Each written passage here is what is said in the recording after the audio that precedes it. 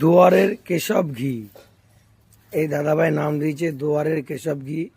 এই যে দাদাভাই ঘি বিক্রি করছে, দেখুন ঘি একদিক দিয়ে বানাচ্ছে আর একদিকে বিক্রি করছে। এই দাদাভাইয়ের কাছ থেকে আমি 500 গ্রাম ঘি কিনলাম। এখনও খেয়ে দেখিনি কেমন হয়েছে ঘিটা, বাড়ি নিয়ে যাবো, বাড়ি নিয়ে খেয়ে দেখবো। এই দাদাভাইয়ের বাড়ি হলো ফুলিয়া। দাদাভাইয়ের নাম হলো পিন্টু ঘোষ। দাদাভাই ঘি বানাচ্ছে আর বিক্রি করছে।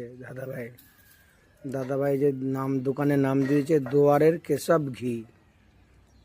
দাদাভাই যে ঘি বানাচ্ছে আপনারা দেখুন, জ্বলন্ত। একদিকে ওভেনে ঘি হচ্ছে আর একদিকে ঘি বিক্রি করছে দাদাভাই ফুলিয়া থেকে এসেছে। দাদাভাইয়ের আইডিয়াটা দারুণ। দোকানটি হলো বুড়িমা মন্দিরের গলির অপোজিটে। দাদাভাই ঘি বিক্রি করছে।